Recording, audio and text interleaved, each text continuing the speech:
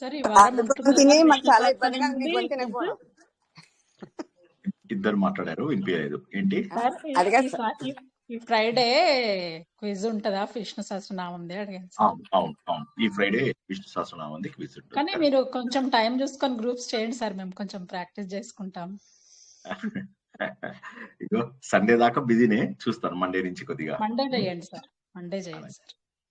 2 days నుంచి మిమ్మల్ని చూడలేదు, మీకు గొంతు తెలియదు కదా సార్. లైవ్ లో ఏంటి అది ఒక ఇదన్నమాట, ఆ ఫీల్ వేరు. మిస్ అయిపోయారు 2 రోజుల నుంచి మిమ్మల్ని.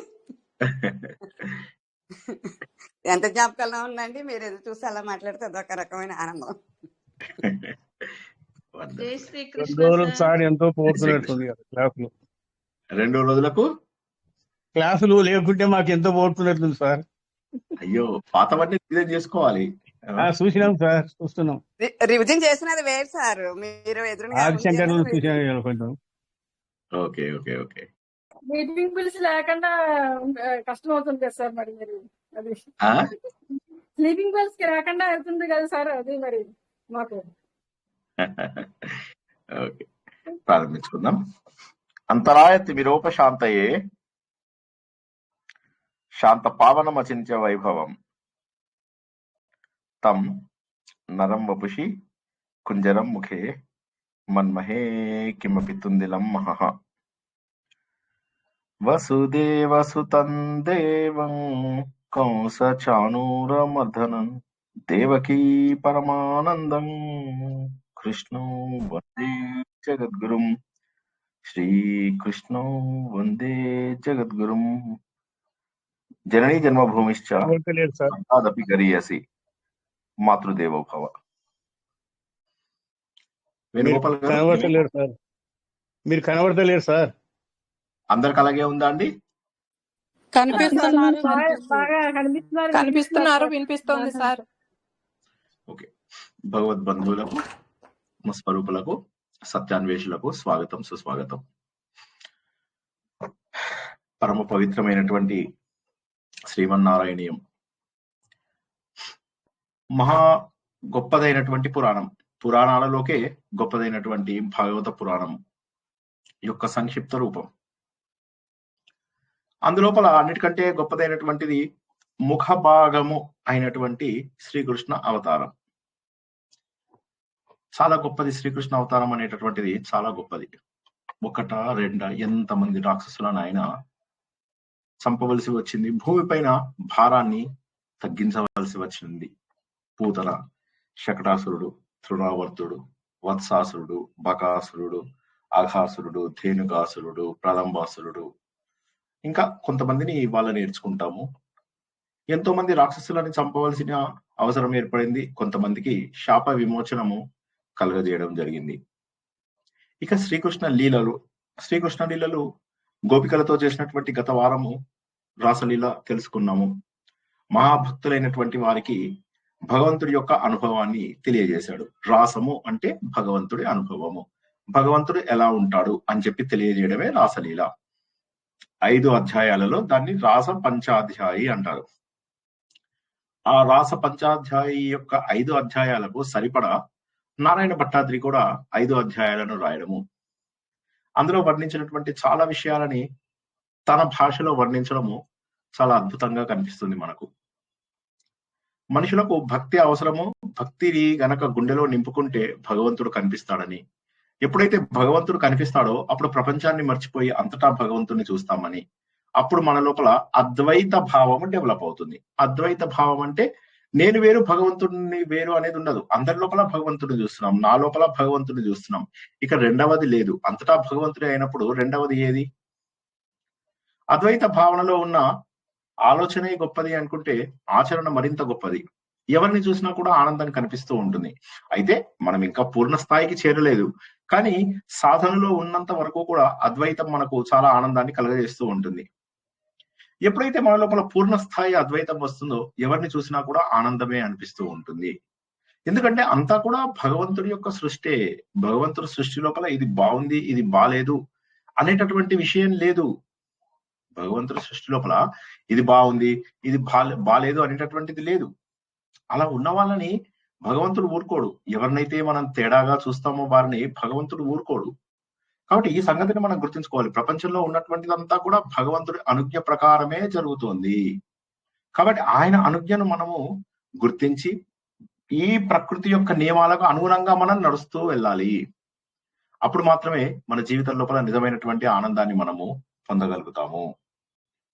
సుదర్శనుడు అనేటటువంటి ఒక ఆయన కథని కనుక తీసుకున్నట్లయితే, గత వారం అయిపోయిన తర్వాత ఇంకొక 3-4 రాక్షసుల వధ జరగడము, ఇక తర్వాత ఆయన బృందావనం వదిలేసి వెళ్ళిపోవడము జరుగుతుంది. గత వారం మహోన్నతమైనటువంటి రాసలీల తెలుసుకున్నాం. అందులోపల భగవంతుడి యొక్క గొప్ప లీల, అందరినీ కూడా కాత్యాయని వ్రతం తర్వాత ఖచ్చితంగా ఉద్ధరిస్తాను అని చెప్పి ఆయన రాసలీల జరపడము, వారందరిలో అహంకారం పోగొట్టడానికి ఆయన మాయమైపోవడము, ఆయన మాయమైపోగానే వీరందరికీ అప్పటి వరకు వారిలో ఉన్నటువంటి అహంకారం పటాపంచలైపోవడము, ఆయన లీలలే తలుచుకుంటూ ఉండడము.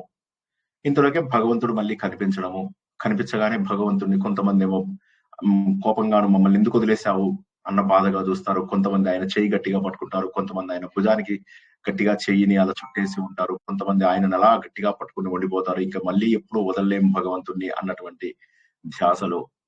ఆ విధంగా అద్భుతమైనటువంటి విహారం భగవంతుడు అప్పుడు చాలా బాగా చెప్తాడు, గోపికలారా మీరందరూ అంటే నాకు ప్రాణము, నాకు కూడా ఇష్టమే మీరందరూ అంటే. అంటే భగవంతుడికి భక్తులకి మధ్య జరిగినటువంటి ఒక మహోన్నతమైనటువంటి సందేశం ఇది.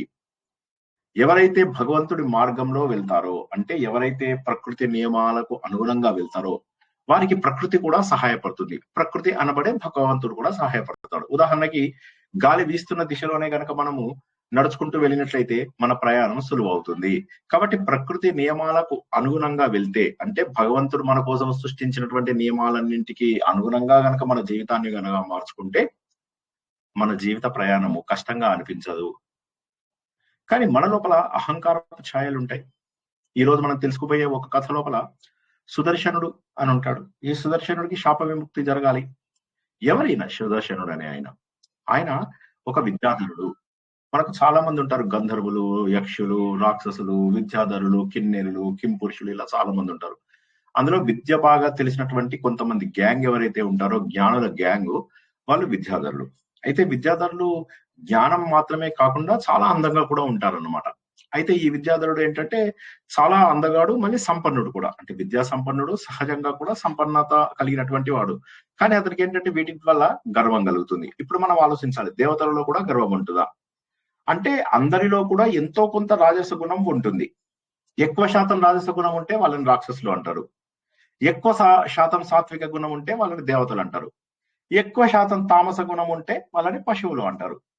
3 కలిపితే మనిషి అటు రాక్షసుడుగా మారవచ్చు, ఇటు మానవుడిగా ఉండిపోవచ్చు, అటు పశువులుగా మారవచ్చు, ఇటు దేవతలుగా మారవచ్చు. ఎలా అయినా కూడా మారేటటువంటి అవకాశం ఉంది మనిషికి. సో ఈ గర్వంతో ఏమైపోయిందంటే ఇతడి లోపల ఏదో ఒక క్షణంలో ఒక రాజస గుణము బయటపడింది. ఓ రోజు ఆయన తన విమానంలో వెళ్తూ ఉంటే కింద అంగీరస వంశానికి, అంగీరసుడు ఎవరు? మొదటి ప్రజాపతులలో ఒకడు. మనం తెలుసు కదా, అత్రి, అంగరీసుడు, పులహుడు, పులస్త్యుడు, భృగువు, దక్షుడు, వీరందరూ మొదట బ్రహ్మదేవుడి యొక్క పుత్రులు, ప్రజాపతులు అని చెప్పేసి తెలుసుకున్నాం కదా. అందులోపల అంగీరసుడి యొక్క వంశానికి చెందినటువంటి కొంతమంది మునులు కనిపిస్తూ ఉంటారు అనమాట. అంటే వాళ్ళు ఎక్కువ అందంగా ఉండరు. జనరల్ గా మునులు ఎట్లా ఉంటారు? గడ్డాలు పెంచుకొని ఉంటారు, చూడ్డానికి పెద్ద బిచ్చగాళ్ళు లాగా ఉంటారు. అయినప్పటికీ కూడా వారు అందంగా లేకపోయినా కూడా వాళ్ళు మహా తపస్సు చేసినటువంటి వాళ్ళు మహా జ్ఞానులు. కానీ వారి అందాన్ని చూసి ఈయన ఎగతాళి చేస్తూ ఉంటాడు అనమాట. వాళ్ళ గడ్డాలు, మీసాలు, వాళ్ళ వేషధారణ ఇవన్నీ చూసి ఆయన వారిని చూసి అసహించుకుంటాడు, వేళాకోళం కూడా చేస్తాడు అనమాట. అప్పుడు వాళ్ళు చెప్తారు అనమాట, నువ్వు ఎందుకు ఇంత గర్వపడుతున్నావు? కేవలం నీ అందాన్ని చూసే కదా. కాబట్టి భూమి మీద నువ్వు పాము రూపం లోపల కనపడతావు, పాము రూపం లోపల నువ్వు పడిపోతావు అని. అప్పటికి ఈయనకి కొద్దిగా ఇక గర్వభంగం జరుగుతుంది. వెంటనే వాళ్ళ పాదాల మీద పడి తనలో ఒక క్షణంలో వచ్చిన రాజస గుణం వల్ల ఇంత పెద్ద శాపము పనికిరాదని చెప్పేసి అంటాడు. వాళ్ళు కూడా అది గుర్తిస్తారు, నిజమే కదా, రాజస గుణము దేవతలలో సహజంగా ఉండే లక్షణం కాదు. కాబట్టి వారేమంటారంటే, సరే శ్రీకృష్ణ పరమాత్మ ఎప్పుడైతే నీ శాప నీ దగ్గరికి వస్తాడో నీ శాప నివృత్తి జరుగుతుంది అని చెప్పేసి చెప్తారు. శాప నుంచి విముక్తులం అవుతావు అని చెప్పేసి చెప్తారు అనమాట. ఎదురు చూస్తూ ఉంటాడు. అలాగా భగవంతుడికి చేయాల్సిన పనులు చాలా ఉన్నాయి. భూమి పైన భారాన్ని తొలగించాలి, శాపంలో ఉన్న వాళ్ళందరినీ శాప విముక్తులను చేయాలి. ఇటు చూసినట్లయితే కాళీయ మర్దనము, గోవర్ధన పర్వతము, తర్వాత రాసలీల, ఇటువంటి లీలలు చేయాలి. అటు గోకులంలో తను చేసినటువంటి లీలలన్నీ చేయాలి. చాలా ఉన్నాయి పనులు, దేవుడు చేయాల్సిన పనులు చాలా ఉన్నాయి. ఉన్న కొద్ది సమయంలో 120 సంవత్సరాల సమయంలో అనేక రకాలైనటువంటి విషయాలని భగవంతుడు చేయాల్సినటువంటి అవసరం ఉంది కదా. సరే ఓ రోజు ఏం చేస్తారంటే వీళ్ళందరూ కూడా ఒక అరణ్యానికి వెళ్తారు మామూలుగానే. వెళ్ళగానే అక్కడ అంబికావనం, ఆ వనం పేరు అంబికావనం. ఆ అంబికావనం లోపల ఏమవుతుందంటే నందగోపుడు ఉంటాడు. ఆ నందగోపుని అక్కడికి వెళ్ళి శివ పూజలు చేస్తారు. ఇక్కడ మళ్ళీ మనం ఒక విషయాన్ని గుర్తించాలి, శివ పూజ. ఈ గమ్మత్తైన విషయం ఏంటంటే మనకు పురాణాలలో కూడా తెలియజేశారు, విష్ణుమూర్తి శివుడి పూజ చేశారని, శివుడు విష్ణు పూజ చేశారని, ఇలాంటి విషయాలు చాలా తెలుసుకుంటూ ఉన్నాం. కాబట్టి చాలా చోట్ల మనకు శివ కేశవ అభేదం కనిపిస్తూ ఉంటుంది. అయినప్పటికీ కూడాను మనం ఏంటంటే ఎంతసేపు కూడా అభేదాన్ని గుర్తించము. అభేదాన్ని గుర్తించకుండా మనకు నచ్చిన దేవుడే గొప్పవాడు అని అనుకుని వేరే దేవుళ్ళని గౌరవపరచకపోయినా సరే గాని అగౌరవపరచడం తప్పు అని తెలియకుండా తిరుగుతూ ఉంటాము. కానీ ఇక్కడ చూసినట్టయితే నందగోపుడు, ఆయన శ్రీకృష్ణుడు వీళ్ళందరూ వెళ్ళి శివ పూజ చేస్తారు. వాళ్ళందరూ వచ్చేసి మళ్ళీ అక్కడే పడుకుంటారు, ఇంకా మళ్ళీ ఇంటి దాకా రారు. పడుకున్నప్పుడు ఏమవుతుందంటే అక్కడ ఈ విద్యాధరుడు ఎవరైతే అజగర రూపంలో ఉన్నాడో, కొండ చిలువ రూపంలో ఉన్నాడో, ఆయన వచ్చేసి మింగడానికి ప్రయత్నం చేస్తారు. చేస్తే ఆయన లోపలికి వెళ్ళిపోతూ ఉంటారు. వీళ్ళందరూ గోప బాలురు రాళ్లతోని వాటితో ఇట్లా కొట్టి చూస్తూ ఉంటారు, చేతులతో కొట్టి చూస్తూ ఉంటారు. కొద్దిగా శ్రీకృష్ణుని చూసి ఏదో కాస్త ధైర్యం ఉంటుంది కదా, ఆ ధైర్యంతో కొద్దిగా చేస్తూ ఉంటారు అన్నమాట. ధైర్యంతో వారి ప్రయత్నాన్ని వాళ్ళు చేస్తూ ఉంటారు. సరే ఇంకా అది వీలవక అప్పుడు శ్రీకృష్ణుడిని పిలుస్తారు అన్నమాట. అప్పుడు శ్రీకృష్ణుని పిలవగానే శ్రీకృష్ణుడు ఏమీ చేయడు, జస్ట్ ముట్టుకుంటాడు అంతే.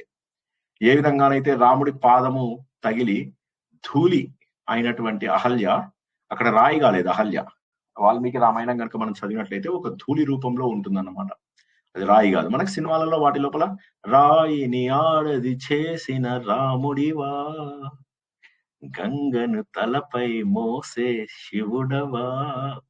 మనకి ఏంటంటే సినిమాల్లో చూసినవి అవి పాటల్లాగా ఉంటాయి, తర్వాత విజువల్ గా చూసిన ఎఫెక్ట్స్ కాబట్టి చాలా రోజులు జ్ఞాపకం ఉండడం అనేది సహజం. కానీ రాముడు అక్కడ అహల్య ధూళి రూపంలో ఉన్నప్పటి నుంచి మళ్ళీ ఆమెను అహల్య రూపంలోకి మారుస్తాడు. ఇక్కడ కూడా శ్రీకృష్ణుడు ఏమీ చేయడు, జస్ట్ ఇలా పాదంతోని కాలుతోని తగులుతాడు అంతే.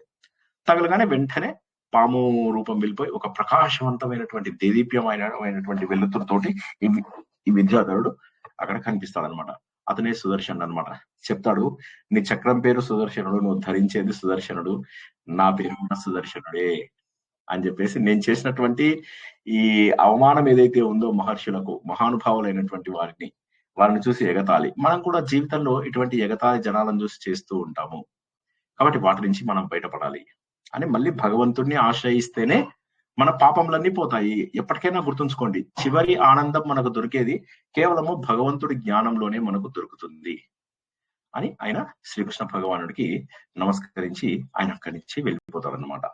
ఇక తర్వాత ఇంకొక అవతారం ఏంటంటే, ఇక్కడ ఇంకొక శాప విమోచనం ఏంటంటే, ఇక్కడ శ్రీకృష్ణుడిది శంఖచూడుడు. శంఖచూడుడు అనే కథ ఎవరికైనా గుర్తుందా అండి? శంఖచూడుడు, ఆ శంఖచూడుడు ఈ శంఖచూడుడు ఒకటి కాదని చెప్పడానికి చెప్తున్నాను. ఆ శంఖచూడుడి కథ ఎవరికైనా జ్ఞాపకం ఉందా? మనం మొన్ననే శివపురాణంలో తెలుసుకున్నాం. తులసీమాత, శంఖచూడుడు, శ్రీకృష్ణుడు తులసి యొక్క పతివ్రతని ఇచ్చేసేస్తాడని చెప్పేసి తెలుసుకున్నాం. మర్చిపోయారా? ఎనీవే, ఆ శంఖచూడుడు చెప్పండి, మర్చిపోయారు అందరూ?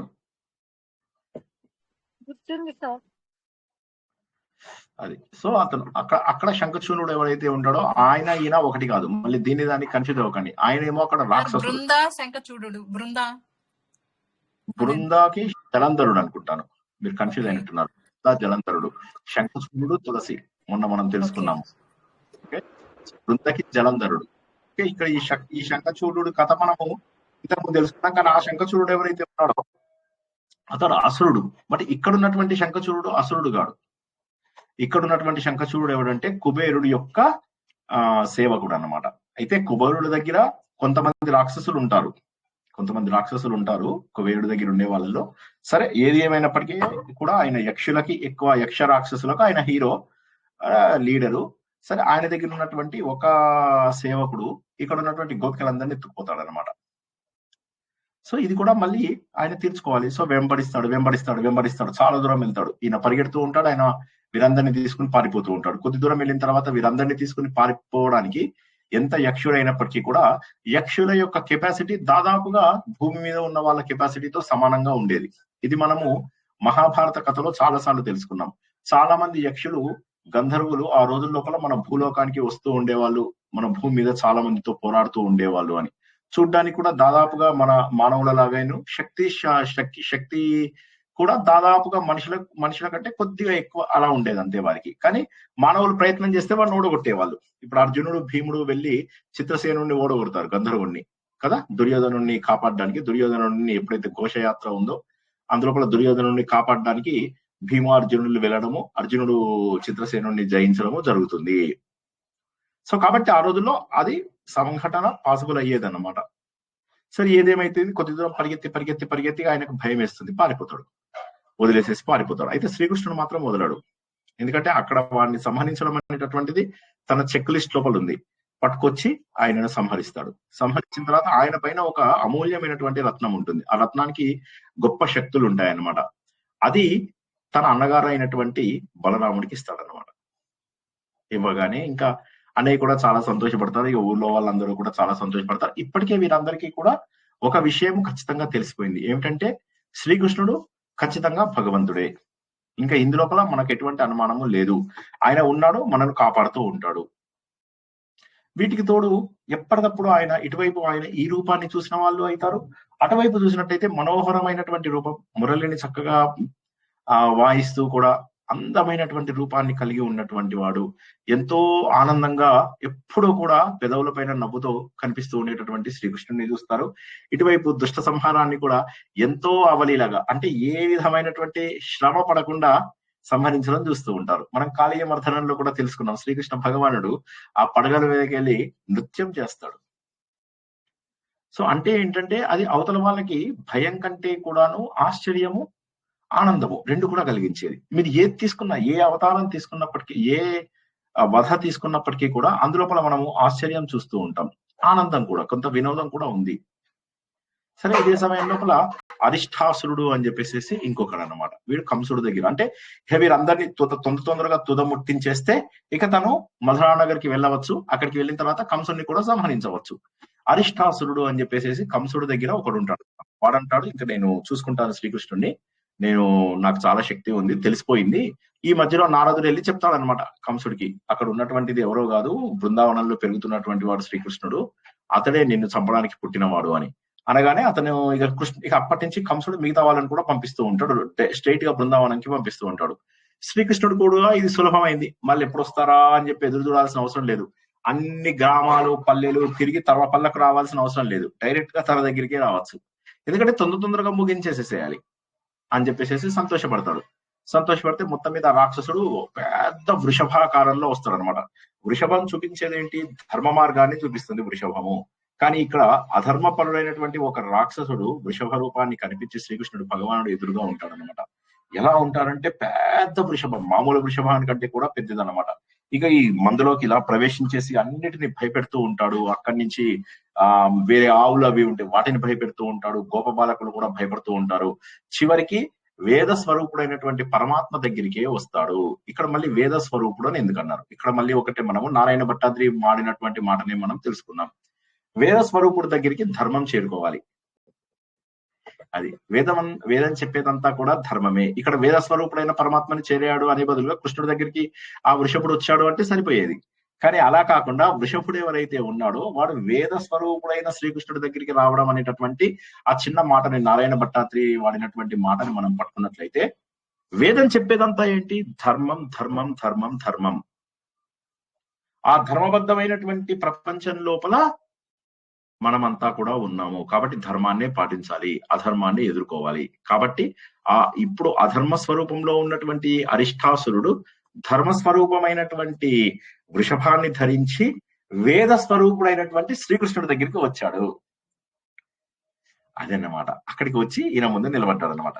నిలబడగానే ఇంకా ఎలాగంటే పరిగెత్తుకుంటూ వచ్చేసి ఇక ఈయనని శ్రీకృష్ణుడితోటి భీకరమైనటువంటి పోరాటం. వాడి కళ్ళు అవి కూడా చింత నిప్పుల్లాగా చాలా భయంకరంగా ఉంటాడు అనమాట.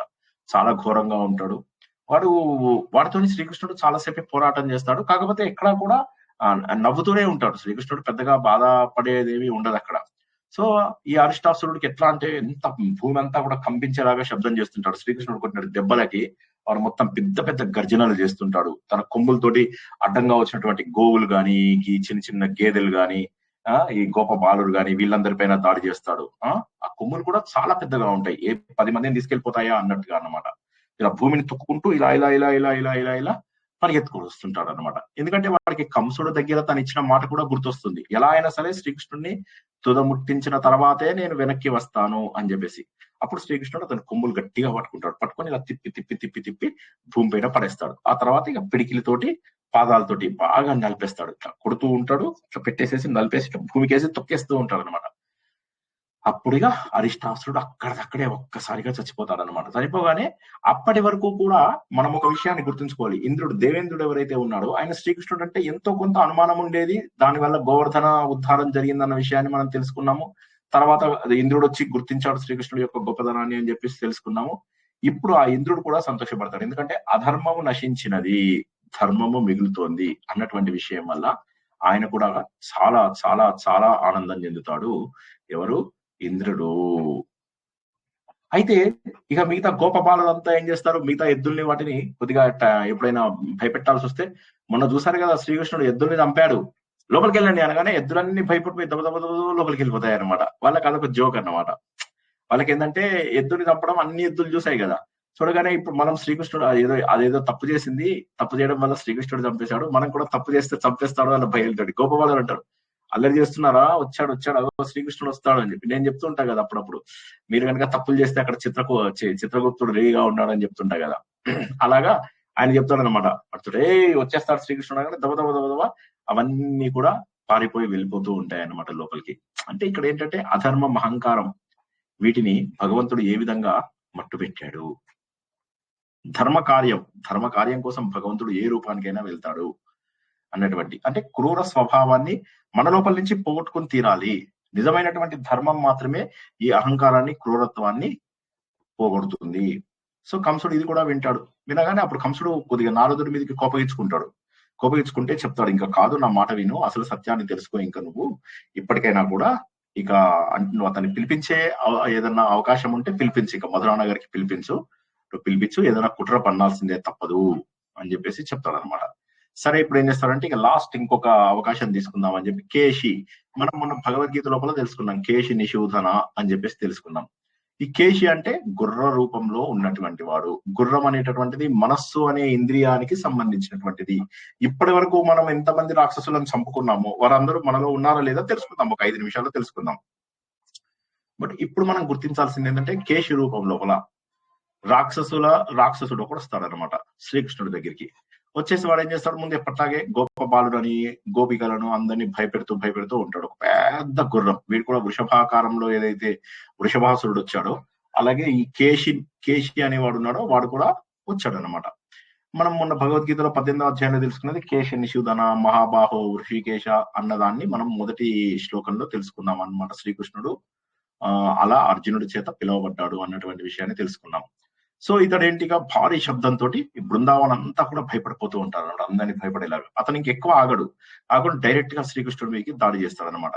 వచ్చేసి తన నోరు పెద్దగా తెరిచేసేసి శ్రీకృష్ణుడిని తినాలి అని చెప్పి. అప్పుడు శ్రీకృష్ణుడు ఏం చేస్తాడంటే వాడి నోటిలోకి తన చెయ్యిని పోనిస్తాడు. ఎంత దూరం పోనిస్తాడు అంటే వాడి ఊపిరి ఎక్కడ కొడితే ఆగిపోతుందో అక్కడి వరకు పోనిస్తాడు.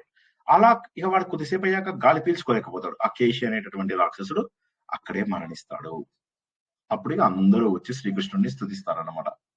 అప్పుడు అక్కడి నుంచి మెల్లగా నారదుడు వస్తాడు, వచ్చి చెప్తాడు, ఇక అన్ని రకాల పనులు జరిగిపోయాయి, ఇప్పుడు నువ్వు చేయవలసినటువంటిది ఏదైతే ఉందో అది కంస సంహారము.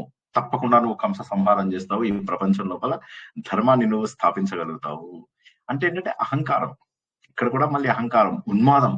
మన మనస్సు ఏం చేస్తుందంటే ఒక్కొక్కసారి ఎవరి మాట వినదు. మనం సినిమాలో చూస్తాం, నా మనస్సు మాట వినదు అని అంటుందో అలాగా మనస్సు అనేది మాట వినదు. ఆ మనస్సు యొక్క ఉద్ధృతిని సూచించడానికి ఇక్కడ కేశి అనేటటువంటి. ఎందుకు వీళ్ళందరూ రకరకాల రూపాలలో వచ్చి రాక్షసులంతా ఎందుకు కనిపిస్తారు? ఎందుకంటే ఒక్కొక్క రూపము మనలో ఉన్నటువంటి ఒక్కొక్క లక్షణాన్ని బయట పెడుతుంది. మనం రాక్షసులమే బాబు, నువ్వేదో మానవుణ్ణి అనుకుంటున్నావు, పారాయణం చేసావు, విష్ణు వషట్కార భూత భవ్య భవత్ ప్రభు, ఎవరి దగ్గర చేసావు? ఈ మఠాధిపతులు, పీఠాధిపతులు, వీళ్ళందరూ ఎంతసేపు కోర్టు కేసులలో వీటిలో ఉంటారు. మా ల్యాండ్ ఎవడో కొట్టేశాడు, ఈ ల్యాండ్ ఎవడో తీసుకున్నాడు, ఆ ల్యాండ్ ఇక్కడ వచ్చేసింది, ఈ ల్యాండ్ గవర్నమెంట్ మాకు ఇవ్వాలి, ఎంతసేపు రియల్ ఎస్టేట్ ఏజెంట్లు అయిపోతున్నారు. మీరు ఏ పీఠమైనా చూడండి, ఏ పీఠం చూసినా, ఏ మఠాధిపతి చూసినా వాళ్ళ ప్రాపకాన్ని పెంచుకోవడానికే ప్రయత్నం చేస్తాడు, వాళ్ళకి ఫండ్స్ తెప్పించడానికి ప్రయత్నం చేస్తాడు. విజయేంద్ర సరస్వతి వస్తారు, ఈయన కంచి పీఠాధిపతి హైదరాబాద్ కి 4 నెలలు ఉంటారు ఇక్కడే, కోట్లాది రూపాయలు సేకరించి వెళ్తారు.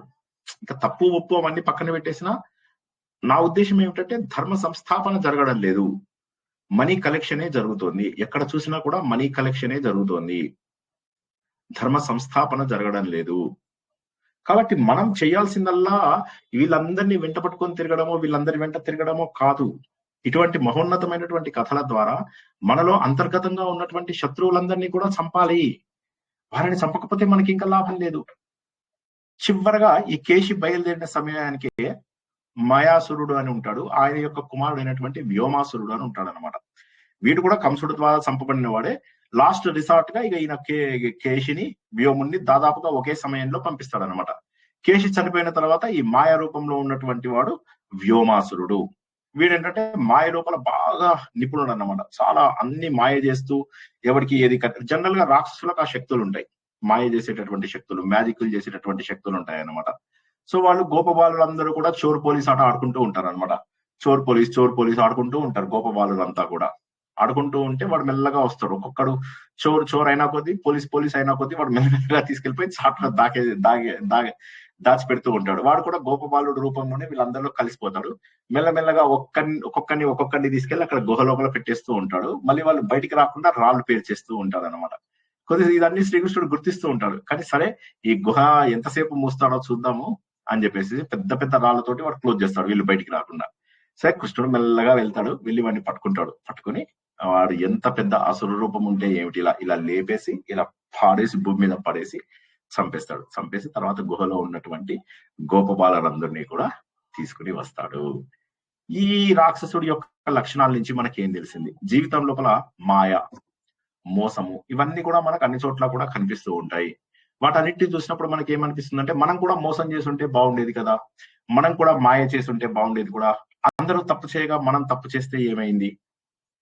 ఈ మాయ అనేటటువంటిది మనల్ని కమ్మిస్తుంది. పర్వాలేదులే, ఒకరోజు ప్రవచనం వినకపోతే ఏమైంది, వాడేదో పనిలేక చెప్తున్నాడు, ఇప్పుడు మనకు పనులు ఉన్నాయి, మనం బోల్డ్ అని పనులు చేయాలి. మాయ కమ్మేస్తుంది. ఆ మాయ కమ్మేయడం, నిజంగా మాయ కమ్మేయకపోయినా జనాలు ఏమంటారు? మాయ కమ్మేసింది అంటారు. వాళ్ళ బతకాన్ని మాయ అని పేరు పెడతారు. సార్ తప్పు మాది కాదు సార్, ఏం చేస్తున్నారు అయ్యా శ్రీనివాస్ స్టూడెంట్స్ అంటే బద్ధకంగా పడుకుంటారు. ఇప్పటికీ స్నానం చేయకుండా ఎంతమంది ఉన్నారు మన స్టూడెంట్స్? బోలెడంత మంది స్నానం చేయకుండా అలా బద్ధకంగా పడుకున్నారు. ఎందుకు అంటే సార్ మీరు చెప్పారు మొన్న వ్యోమాసురుడు అని, మాయ గమ్మేసింది సార్ మా మీద.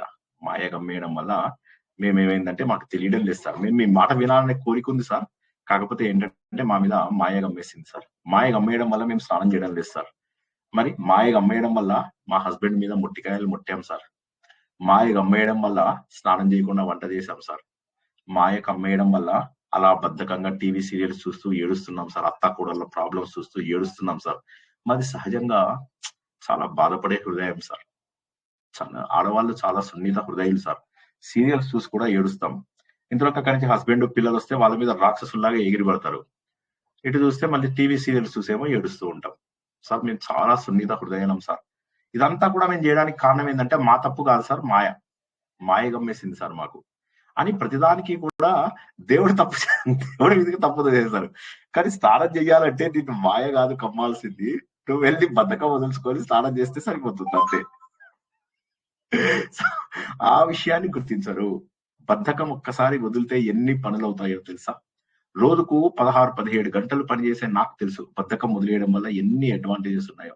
నాకు బద్ధకంగా ఉంది. నాకు కూడా ఎప్పుడన్నా ఒకరోజు అలా పడుకుంటానైతే ఎలా పడుకుంటానంటే కుంభకర్ణుడు ఆశ్చర్యపోవాలి ఇలా ఉన్నారా అని. కానీ అవి మన జీవితంలో తగ్గించుకోవాలి. ఎప్పుడో ఒకసారి నీకు శరీరంలో ఏమాత్రం ఓపిక లేదు అన్నప్పుడు, జ్వరం వచ్చినప్పుడు, ఆ సమయం తప్ప మిగతా అన్ని సమయాలలో కూడా ఎంత యాక్టివ్ గా ఉండాలి తెలుసా? అంటే మధ్యాహ్నం 1 గంట పడుకుంటే తప్పులేదు, కానీ పొద్దున్న లేవడమే బద్ధకంగా లేవడము, బ్రష్ నోట్లో పెట్టుకొని హాల్లోకి వంటింట్లోకి రావడము, బ్రష్ చేయకుండా, ఇవన్నీ కూడా మన లోపల ఉన్నటువంటి మాయ. ఇవన్నీ కూడా మనకు ఖచ్చితంగా కూడా దివ్య చైతన్యం ద్వారా మనకు తొలగిపోతాయి అని చెప్పేసి శ్రీకృష్ణుడి యొక్క చరిత్ర తెలుస్తుంది. ఇప్పటి వరకు ఎన్ని కథలు తెలుసుకున్నాం, ఎన్ని లీలలు తెలుసుకున్నాము. ఒక్కసారి ఊహించినట్లయితే ప్రతి ప్రతి పాత్రలో కూడా మనము మనలో ఉన్నటువంటి లక్షణాలను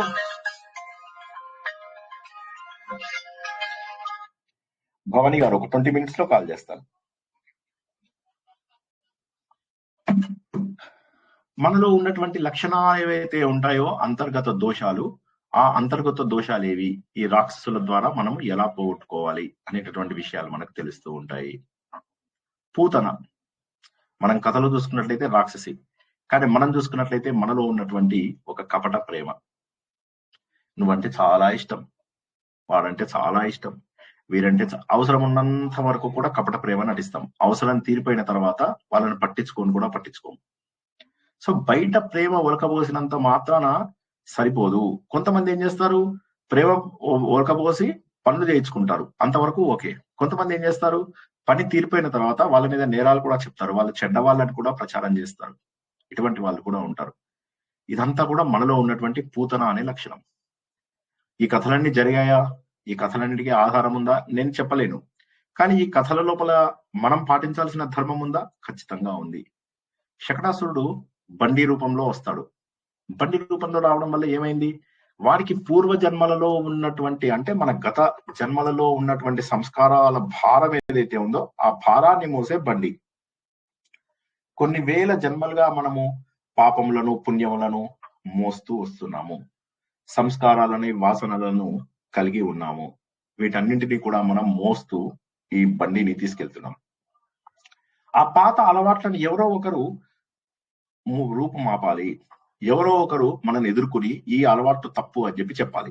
దీనికి ఉదాహరణ మనం చూడాలంటే ఒక్కసారి కొద్దిగా జాగ్రత్తగా వినండి. మళ్ళీ మనము భగవద్గీత 16, 17, 18 అధ్యాయాల్లోకి వెళ్దాం.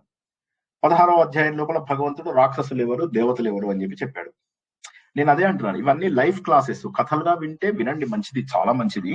కానీ కథలుగా కంటే కూడా ఇవి మనము పాటించవలసినటువంటి లైఫ్ క్లాసెస్, జీవిత సత్యాలు, జీవిత పాఠాలు అని తెలుసుకున్న వారు మరింత నేర్చుకునే అవకాశం ఉంది.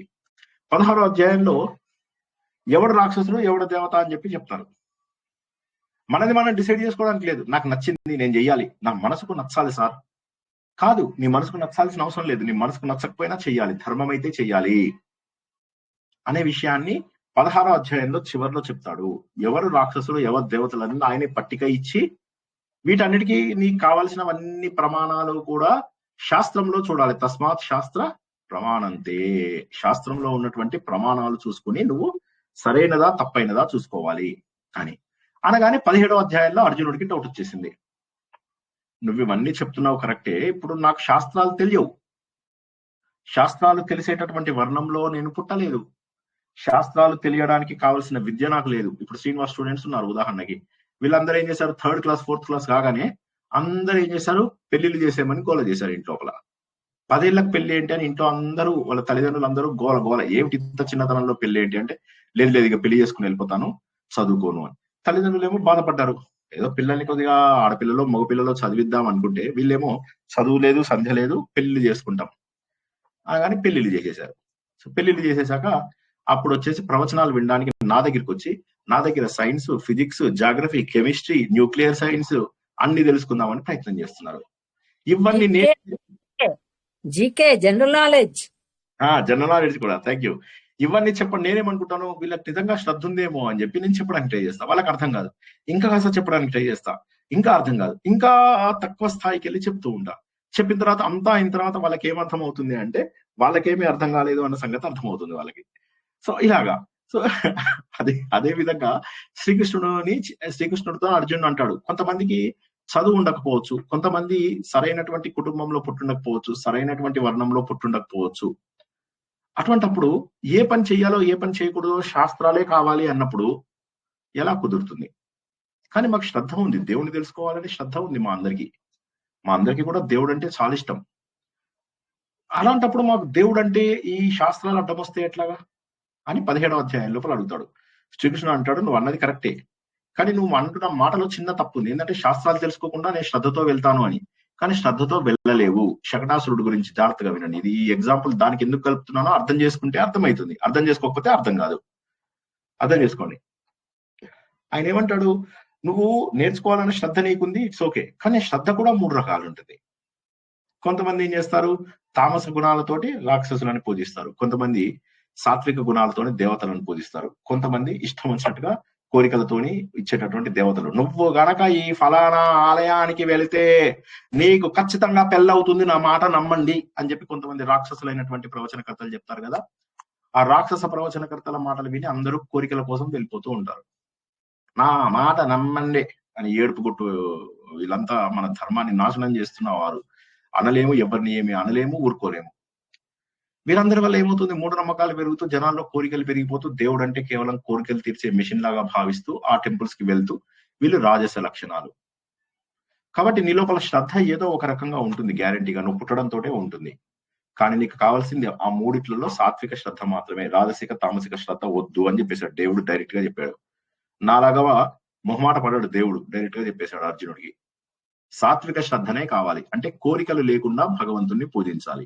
ఈ విషయం మనం భగవద్గీతలో 3వ అధ్యాయం నుంచి తెలుసుకుంటున్నాం. కోరికలు ఉండకూడదు, కోరికలు ఉండకూడదు, కోరికలు ఉండకూడదు, కోరికలు ఉండకూడదు. కానీ మేము కోరికలతోనే చేస్తామంటారు శ్రీనివాస్ స్టూడెంట్స్. 6 ఏళ్లుగా వింటున్నాం సార్, మీ ప్రవచనం 6 ఏళ్లుగా వింటున్నాం. కానీ సార్ ఒక్క విషయం చెప్పండి, నా కొడుకు పెళ్ళి అవుతుందా, నా కూతురుకు పెళ్ళి అవుతుందా, నాకు మళ్ళా పెళ్ళి అవుతుందా? ఈ కోరికలు అడగడం మొదలెడితే ఏమనాలి? భగవద్గీత చదివితే సార్ నా కూతురికి పెళ్ళి అవుతుందా సార్ అంటే నేను ఏం చెప్పాలి? కోరికలు కోరుకోవద్దు, అది దేవుడు అంటే కోరికలు కోరుకుంటామని మీరు అంటున్నారు. 6 ఏళ్లుగా అదే తెలుసుకుంటున్నాము. నిన్న చూశాను 75 వారాలు అనుకున్నాం మనం భగవద్గీత, 88 వారాల నుంచి తెలుసుకుంటున్నాం. నిన్ననే చూసా రాత్రి, 88 వారాలుగా తెలుసుకుంటున్నాం భగవద్గీత. సుమారుగా 2 సంవత్సరాలుగా ఒకేది, ఇంకా కాలేదు, 18 అధ్యాయాలు కాలేదు, ఇంకొక కనీసం 2-3 నెలలు పడుతుంది. అంటే ఇంత తెలుసుకుని కూడా లాభం ఏమిటి? కాబట్టి శ్రద్ధ ఉండాలి, నీ లోపల శ్రద్ధ ఉండాలి. ఏ శ్రద్ధ ఉండాలి? కేవలం సాత్విక శ్రద్ధ మాత్రమే ఉండాలి. సాత్విక శ్రద్ధ కనుక నీ లోపల ఉన్నట్లయితే భగవంతుని నువ్వు చేరుకునేటటువంటి అవకాశం ఉంది అని చెప్పి శ్రీకృష్ణ భగవానుడు చెప్తాడు. చెప్తే మన సాత్విక శ్రద్ధ నాకు ఎట్లా వస్తుంది అంటే, నువ్వు మాంసం తినకు, డ్రింక్స్ చేయకు, చెడు అలవాట్లన్నింటినీ మానేయి, సాత్విక శ్రద్ధను పెంచుకోవచ్చు. ఆహారం ఫస్ట్ పాటించు. యుక్తాహార విహారస్య మనం మళ్ళీ 6వ చాప్టర్ లో తెలుసుకున్నాం. సో కాబట్టి నువ్వు చేసే పనులలో వాటి లోపల చక్కగా ఉండు అని 17వ అధ్యాయంలో ఏం చెప్తాడు, నువ్వు తీసుకునే ఆహారం వల్ల నీలో సాత్విక లక్షణాలు పెరుగుతాయి. చక్కగా నీకు నోటికి అరిగేవి రుచికరమైనటువంటి సాత్విక ఆహారం, అన్నము, ముద్దపప్పు, కొద్దిగా ఆవకాయ వేసుకొని తిను. సాత్విక లక్షణాలు ఆటోమేటిక్ గా పెరుగుతాయి. అప్పుడు నీ శ్రద్ధ కూడా సాత్విక శ్రద్ధగా మారుతుంది. కానీ నువ్వు పూర్వజన్మ నుంచి తీసుకొచ్చింది ఏదైతే ఉందో అది రాజసిక శ్రద్ధ, తామసిక శ్రద్ధ కూడా ఉండొచ్చు. కానీ నువ్వు ఈ జన్మలో ఆహారం ద్వారా తీసుకున్నట్లయితే బూస్టర్ డోస్ అన్నమాట. ఆ బూస్టర్ డోస్ తీసుకోవడం వల్ల ఏమైందంటే నువ్వు సాత్వికుడుగా మారిపోతావు అని. సో గత సంస్కారాలని పోగొట్టడం అనేటటువంటిది మనం శకటాసురుడిలో చూసాము. శకటాసుర అవతారం శకటాసుర వధ ఏదైతే ఉందో, పాత అలవాట్లు మనం ఎలా అడ్డుకోవాలి. శకటం మోసేది, శకటం అంటే బండి మోసేది. నెక్స్ట్ తృణావర్తుడు అంటే సుడిగాలి, ఎవరి మాట వినదు, నన్ను ఇలా ఎగరేసి తల ఎప్పుడు పైకే, నేనేంటి వాడేంటి, నేను మొన్న పారాయణం చేయించా 200 మంది వచ్చారు, నెక్స్ట్ పారాయణం చేయించా 1000 మంది వచ్చారు, నేనే గొప్ప, ఇంకో పారాయణం చేయించా 10,000 మంది వచ్చారు, ఇంకో పారాయణం చేయించా 1,00,000 మంది వచ్చారు, నాలాంటి పారాయణం గ్యాంగులు వేసుకొని తిరుగుతున్నా నేను, లక్షల మంది తిరుగుతున్నారు. తల ఇలాగే ఉంటుంది. ఆత్మబోధ అర్థం కాదు వాళ్ళకి, జ్ఞానం ఉండదు, కేవలం ఏంటంటే అడ్డగోలు పారాయణ. భగవంతుడు అంటే భక్తి ఉండదు. దేవుణ్ణి దండం పెట్టుకోవడానికి వస్తారు, చెప్పే కదా గురువాయూర్లో దేవుని దండం, అందరూ నన్ను తోసుకుంటూ వెళ్ళిపోతున్నారు ముందుకి, పిచ్చినప్పుడు అని అవుతున్నారు గాడిదలాగా. ఎక్కడ ఇదవుతుంది చెప్పండి? ఈ గర్వం ఏం చేస్తుందంటే, ఇలా తృణావర్తుడు అంటే సుడిగాలి రూపంలో ఉన్నటువంటి వాడు. గర్వం ఏం చేస్తుందంటే మన మనస్సుని ఇలా పైకి లేపుకుంటూ తీసుకెళ్లి మనకు జీవితంలో స్థిరత్వం లేకుండా చేస్తుంది. ఇక వత్సాసుర రూపంలో ఉన్నటువంటి రాక్షసుని శ్రీకృష్ణుడు చంపాడు అని చెప్పి తెలుసుకున్నాం. ఈ రోజు రాక్షస వధలు, ఫస్ట్ పార్ట్ రాక్షస వధలు అన్ని కూడా అయిపోయాయి. అందులో ఉన్నటువంటి వత్సాసుర వధ దూడ రూపంలో చిన్న దోషాలు. ఈ చిన్న దోషాలు ఏమైతే ఉంటాయో మన జీవితంలో పెద్ద పెద్ద దోషాలుగా మారతాయి. చిన్న దోషాలు అంటే ఏంటి, పెద్ద దోషాలు అంటే ఏంటి? ప్రతి ఒక్కడు ఏమనుకుంటాడు, మంచాన్నే కదా, నేను మంచివాడిని, నేను ఏమన్నా హత్యలు చేస్తున్నానా, దోపిడీలు చేస్తున్నానా, మానభంగాలు చేస్తున్నానా, నేను మంచివాడిని అంటాడు.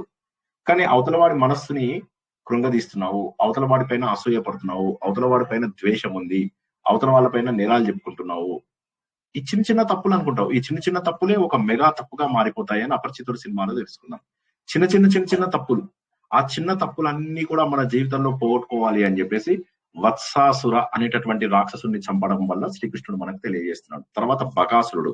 బకాసురుడు అంటే కొంగకి ఎప్పుడు కపటత్వం, బయట భక్తి లోపల మాయ. దేవుడు అంటే భక్తి ఉన్నట్టే ఉంటుంది, మధ్యలో చూస్తారు ఇలాగా ఎవడొచ్చాడు, ఎవడు చూస్తున్నాడు, సత్యనారాయణ వ్రతంకి మా ఇంటికి ఎవరు వచ్చారు, తర్వాత కలిసినప్పుడు అడుగుతారు, మేము మా ఇంట్లో సత్యనారాయణ వ్రతం చేస్తే మీరు రాలేదు, చూసానేను. కపట భక్తి. దేవుడు అంటే భక్తి ఉండదు వాళ్ళకి, జనాల కోసం ప్రకటన. బకాసురుడు. నెక్స్ట్ అఘాసురుడు. అఘాసురుడు అంటే రాక్షసుడు, పెద్ద పాము. ఈ అఘాసురుడు అనేటటువంటి పాము ఏంటంటే మన పాప స్వభావాలు. పాము అంటే పాపమే, మెయిన్ పాము అంటే పాపమే. ఈ చెడ్డ పాపాలు ఏవైతే ఉంటాయో ఇవి మనను మింగేస్తాయి, అత్యంత ఘోరంగా మనను మింగేస్తాయి. వాటన్నిటినీ కూడా ఆ దుష్ట స్వభావాలని, ఆ పాప స్వభావాలని మనము నియంత్రించుకోవాలి. అందుకే శ్రీకృష్ణుడు వాటిని చంపేశాడు. నెక్స్ట్ ధేనుకాసురుడు. ధేనుకాసురుడు అంటే ఆవు రూపము, గాడిద రూపము ఉన్నటువంటి వాటిల్లో ఉన్నటువంటిది మూర్ఖత్వం, తెలియనటువంటి తనము. ఇది నాకు నచ్చిందండి నేను చేస్తాను, నాకు నచ్చింది ఇలాగే నేను చేస్తాను. మీరేమంటారు? మనం మాట నెగ్గించుకోవడం కోసమే. అక్కడ మాట నెగ్గుతుంది కానీ నువ్వు మనుషులను కోల్పోతావు. మాట నెగ్గితే సరిపోదు, నీ మాట అవతల వాడు వింటున్నాడంటే ఎందుకు వింటాడు? నీతోని డబ్బు అవసరమై ఉండొచ్చు, నీతోటి ఏదన్నా చిన్న పని అవసరమై ఉండొచ్చు, లేదా నీ సబార్డినేట్ అయి ఉండొచ్చు. అంతేగాని నువ్వు నీ తెలివితేటలతో అవతల వాడిని ఒప్పించలేవు. ఇప్పుడు 6 ఏళ్ళుగా చెప్తున్నా, మీరు మారేరా? ఎవరు మారరు, వాళ్ళకి అనిపించినప్పుడే మారతారు. అదేం సినిమా, దూకుడు సినిమాలో అంటాడు కదా, మీరు వాళ్ళకి డబ్బు ఇచ్చారు, వాళ్ళు మారి వాళ్ళకి డబ్బు మీకు రిటర్న్ ఇవ్వాలన్నప్పుడు ఇప్పిస్తారు. అంతేగాని మీరు ఆశించొద్దు అని చెప్తాడు కదా, అట్లాగా మూర్ఖత్వం ఇప్పటికీ పోతుంది. జ్ఞానం లేనటువంటి మొండితనం ఏదైతే ఉందో అది ధేనుకాసురా, మూర్ఖత్వం. అందులో ఎటువంటి జ్ఞానము ఉండదు. ప్రలంబాసురుడు. ఇతను గోపవాలుల రూపంలో వచ్చేస్తాడు, స్నేహ రూపంలో వచ్చి మెల్లగా ద్రోహం చేస్తాడు. వీన్నే బలరాముడిలా బుధం మీద ఎక్కించుకుని తీసుకెళ్లి చంపేస్తాడు. అది ముందు స్నేహంతోనే ఉంటారు, కానీ వాళ్ళు స్నేహం చేయడానికి వాళ్ళకు ఒక లక్షణం ఉంటుంది, ఏంటంటే అవసరం కోసం స్నేహం చేస్తారు. చేసి మెల్లమెల్లగా స్నేహం రూపంలో ఉంటూనే నీకు ద్రోహం చేస్తారు. సో నీ లోపల అటువంటి లక్షణాలు ఉన్నాయేమో చూడు. అవతల వాళ్ళతో స్నేహం చేస్తావు, కానీ మనసులో మాత్రం ద్రోహం ఉంటుంది. ఉదాహరణకు చెప్పాలి అంటే, ఇంద్రుడు వాళ్ళ పిన్ని అయినటువంటి దితి దగ్గరికి వెళ్ళి, పిన్ని నేను నీకు నువ్వు ప్రెగ్నెంట్ ఉమెన్, నేను నీకు సహాయం చేస్తానని చెప్పి ఆమెకు సహాయం చేస్తూ ఉంటాడు. ఆయన ఉద్దేశం వల్ల ఎంతసేపు కడుపులో ఉన్నటువంటి పిండంని ఏ విధంగా విచ్చిత్తి చేయాలి అనేటటువంటి భావనే. ఇది స్నేహం రూపంలో ఉన్నటువంటి ద్రోహం. ఈ రోజు తెలుసుకున్న అరిష్టాసురుడు, సరే మనం ఆల్రెడీ తెలుసుకున్నాం, ధర్మ రూపంలోనే ఉంది అది, కానీ ఉన్నటువంటిది ఏంటి? అధర్మం. ధర్మ రూపమే మీకు కనిపిస్తున్నది, ధర్మ రూపమే. ఇది అపాత్ర దానము, అపాత్ర ధర్మము. ఆలయం నడిపిస్తున్నానండి, నేను ఆలయానికి ట్రస్టీ మెంబర్ని, ఆలయానికి ఈ మెంబర్ని, ఆలయానికి ఆ మెంబర్ని, ఫలానా అసోసియేషన్ కి నేను మెంబర్ని. ఇవన్నీ కూడా ధర్మం అని బయటికి చూపిస్తుండవు, కానీ లోపల చేసేదంతా అధర్మం. ఎక్కడెక్కడ డబ్బు వస్తుందో అది దొంగతనం చేస్తూ ఉంటారు. సో ఈ విధంగా ధర్మం రూపంలో ఉన్నటువంటి అహంకారము, ధర్మం రూపంలో ఉన్న అధర్మాన్ని పోగొట్టుకోవాలి అనేటటువంటిది అరిష్టాసురుడు. అది మనకు అరిష్టాలను కలగజేస్తుంది, చెడును కలగజేస్తుంది. కేశి అంటే గుర్రం. మన మనస్సు ఏదైతే ఉందో, మనస్సు ఇంద్రియాలు ఇవి నిగ్రహింపబడవు, ఎప్పుడు కూడా అహంకారంతో ఉన్మాదం, పిచ్చెక్కినట్టుగా ప్రవర్తిస్తాయి. ఆ పిచ్చెక్కినట్టుగా ప్రవర్తించేటటువంటి ఉన్మాదాన్ని నశింపజేశాడు శ్రీకృష్ణుడు. అంటే కేశి నిషూదనుడు, అంటే నీ గుర్రాల లాంటి ఆలోచనలు ఏవైతే ఉన్నాయో నీ ఆలోచనలను నిగ్రహించుకోవాలి అనేటటువంటి భావన మనకు కేశి రూపంలో చెప్తున్నాడు. చివరిగా వ్యోమాసురుడు అంటే మాయగాడు. ఈ ప్రపంచంలో ఉన్న మాయకి, నువ్వు నీ బద్ధకానికి మాయ అని పేరు పెట్టుకోవడము, నీ అలసత్వానికి మాయ అని పేరు పెట్టుకోవడము, నీ అజ్ఞానానికి మాయ అని పేరు పెట్టుకోవడము, ఇలా పెట్టుకుంటూ ఈ మాయ ద్వారా నువ్వు ఎన్నో రకాల మోసాలు, దొంగతనాలు, ఇంట్లోపల చేయాల్సిన పనులు చేయకుండా ఉండడం, బాధ్యత రాహిత్యాలు, ఆఫీస్ లో చేయాల్సిన పనులు చేయకపోవడం, బాధ్యత రాహిత్యము, ఇటువంటివన్నీ కూడా చేయడం అనేటటువంటిది. అంటే మాయతోటి నేను చేశాను సార్ పని, అక్కడ ఆల్రెడీ 3 చేసి ఉంటారు, సార్ నేను చేశానని చెప్తాడు వాడు, మిగతా 2కి క్రెడిట్ ఇవ్వడు. సో వ్యోమాసురుడిలో మాయ ఎక్కువ ఉంటుంది. ఆ మాయని మనం పోగొట్టుకోవాలి, మోసతనము, కపటంతనము పోగొట్టుకోవాలి. చివరిగా కంసుడిది వస్తుంది. ఇంకా వీళ్ళందరినీ శ్రీకృష్ణుడి మీదకి పంపించిన వాడు కంసుడు. అంటే ఎవరు? భయము, ద్వేషము 2 ఉన్నటువంటి వాడు. ఆయనకు భయం ఉంది శ్రీకృష్ణుడు తనను ఏ విధంగా చంపుతాడో అని. అట్ ద సేమ్ టైం పట్టరానంత ద్వేషం ఉంది. ఈ ద్వేషం ఉన్న వాళ్ళు ఎవరైతే ఉంటారో వీళ్ళు దేవుణ్ణి నమ్మరు, దేవుడి పైన ద్వేషాన్ని పెంచుకుంటూ ఉంటారు, అసూయని పెంచుకుంటూ ఉంటారు. అంటే ఏమర్థమవుతుంది మనకి రాక్షసులందరి గురించి చెప్పుకుంటూ ఉంటే? బృందావనం ఎక్కడో లేదు, మన హృదయమే బృందావనము. ఆ హృదయంలో ఉన్నటువంటి పరమాత్మ ఎవరైతే ఉన్నారో ఆయన మనం పురుష సూక్తంలో తెలుసుకున్నటువంటి దశాంగులము, అత్యతిష్ట దశాంగులం, మన బుడ్డు నుంచి 10 అంగుళాలు, సహస్రాల నుంచి 10 అంగుళాల రూపంలో ఉన్నటువంటి ఆ భగవంతుడు ఈ బృందావనంలోనే ఉన్నాడు, ఇంకెక్కడా లేడు. ఆయననే శ్రీకృష్ణుడు. అసురులెవరు అంటే మనం చేసేటటువంటి చెడు పనులన్నీ ఆసురీ లక్షణాలే. ఈ దివ్య చైతన్యం ద్వారా ఈ ఆసురీ లక్షణాలన్నింటినీ కూడా మనం పోగొట్టాలి. భగవంతుడి యొక్క చైతన్యం ద్వారా మనలో ఉన్నటువంటి ఆసురీ లక్షణాలను పోగొట్టుకోవాలి. భగవంతుడు భక్తి ద్వారా మన ఆసురీ స్వభావాలన్నింటినీ కూడా నాశనం చేసుకోవాలి. భగవంతుడు అనేకమైనటువంటి లీలలను చూపించాడు. గమ్మత్తైన విషయం ఏంటంటే కాళీయ సర్పం కావచ్చు. కాళీయ సర్పం అంటే ఏంటి? ద్వేషము, అసూయ, ఇటువంటివన్నీ. దానిపైన భగవంతుడు నృత్యం చేశాడు. అంటే ఆత్మ జ్ఞానం రావడం వల్ల ఏమవుతుందంటే ఈ విషయాన్ని మనం పట్టించుకోము. మన లోపల ఎప్పుడైతే ఆత్మ జ్ఞానం వస్తుందో ఈ కాళీయ పడగలలో ఉన్నటువంటి విషం మనని చేరదు అనే విషయాన్ని మనకు తెలియజేస్తున్నాడు. గోవర్ధనగిరి ఏంటి మరి? గోవర్ధనగిరి లీలలు చూపించాడు సార్. రాక్షసుల గురించి చెప్పారు.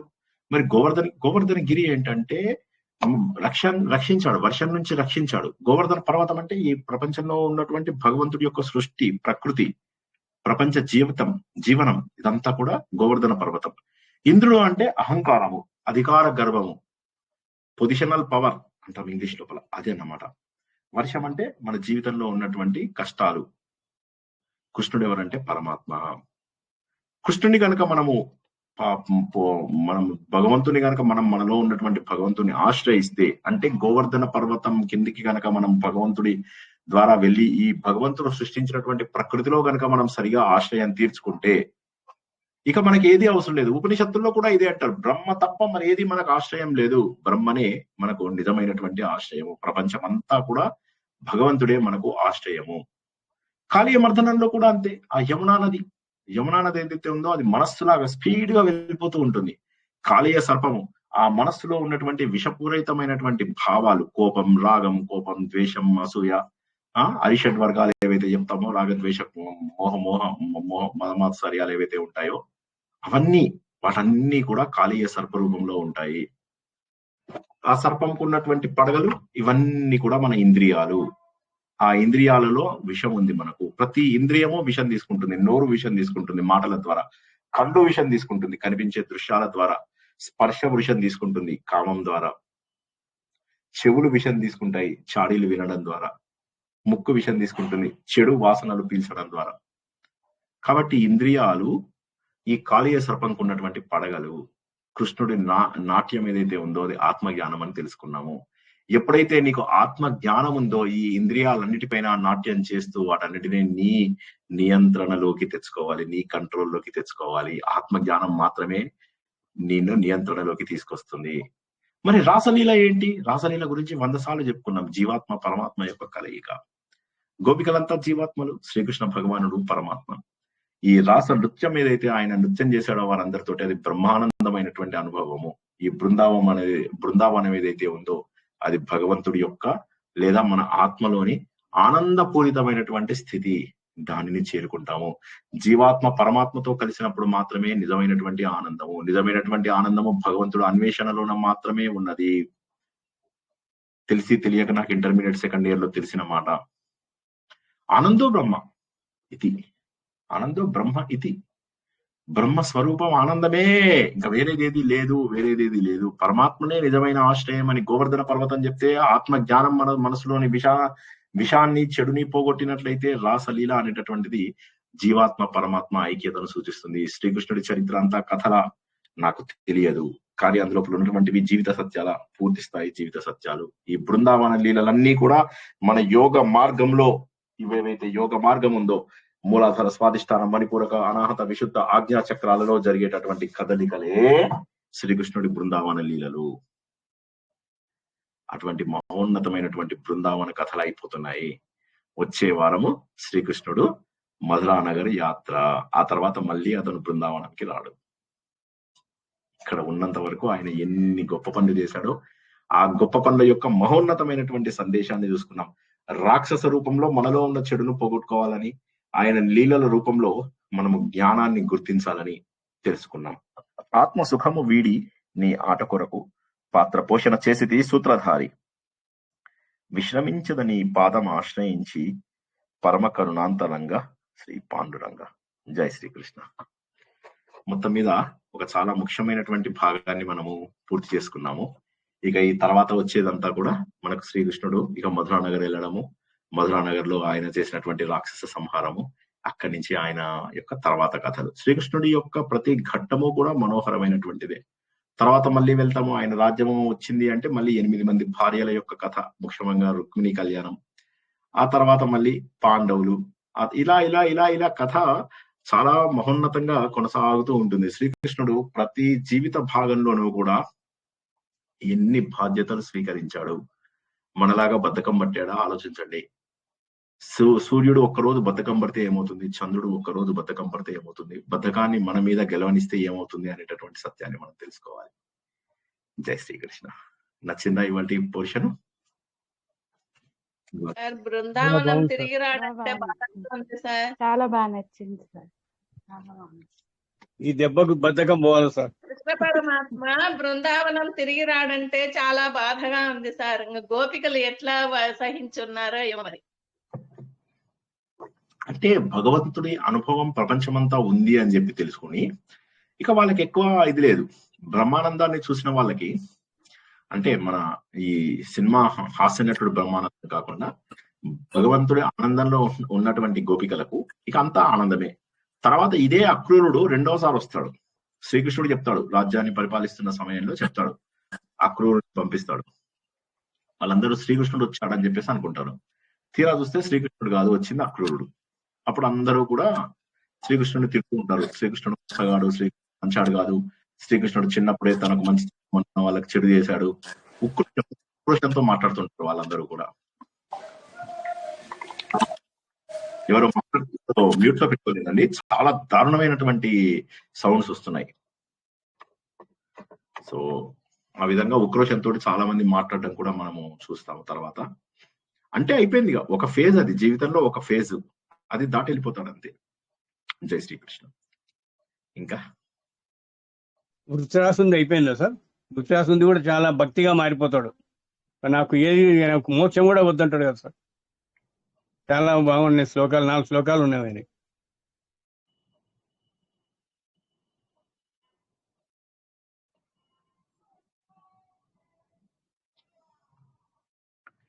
సో ఈ విధంగా మనని మనము మార్చుకోవడమే నిజమైనటువంటి భాగవతము. భాగవతం అనగానే ఏదో కథలుగా తీసుకోవడం కాదు, మనలో మార్పు తెచ్చుకోగలమా లేదా ఆలోచించడం. మార్పు తెచ్చిన మరుక్షణము భాగవతము నారాయణీయము మహోన్నతంగా మారిపోతాయి. మార్పు రాకపోతే భాగవతమైనా అంతే, నారాయణీయమైనా అంతే, ఏదైనా అంతే. ఆ మార్పు రావడం ముఖ్యం. వేలాది మంది జాయిన్ అవుతారు నారాయణీయం నేర్చుకుందామని. ఏం నేర్చుకుంటారు? అందులో అర్థం, ఇంత మహోన్నతమైనటువంటి అర్థం తెలుసుకున్నాక అప్పుడు ఆ శ్లోకాల పైన ఎంత ఆనందం కలుగుతుంది.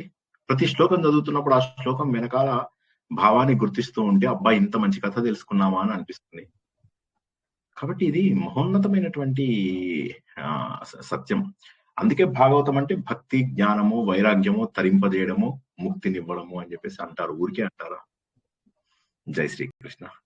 భాగవతం చదువుతుంటే భాగవతం సార్ మేము బాగుంది సార్. చాలా భాగవతం చదువుతుంటే అంత తృప్తిగా ఉంటది. ఇంకా ఉంది నాది చదవడం. Very good, wonderful. అందరూ కూడా ఆహ్లాదకరమైనటువంటి సంఘటనలను గుర్తు తెచ్చుకుంటూ, భగవంతుడి లీలలను గుర్తు తెచ్చుకుంటూ భగవంతుడికి చేరువవుతారని ఆశిస్తూ ఈరోజు ప్రవచనాన్ని ఇక్కడికి ముగించుకుందాం. పునర్దర్శనం ఈరోజు రాత్రి 9 గంటలకు యక్ష ప్రశ్నలు అనే మహోన్నతమైనటువంటి ప్రశ్నల ద్వారా ఎన్నో గొప్ప ప్రశ్నలను తెలుసుకుంటున్నాం. ధర్మరాజు మహోన్నతమైన ప్రశ్నలకు జవాబులు చెబుతూ మన జీవిత సత్యాలను తెలియజేస్తున్నాడు. అందులో ముఖ్యమైనటువంటి విషయాన్ని ఈరోజు మరింత తెలుసుకుంటాం రాత్రికి. అంతవరకు కూడా అందరికీ శుభం భూయాత్. జై శ్రీకృష్ణ. జై శ్రీకృష్ణ సార్. జై శ్రీకృష్ణ సార్. జై శ్రీకృష్ణ సార్. జై శ్రీకృష్ణ సార్.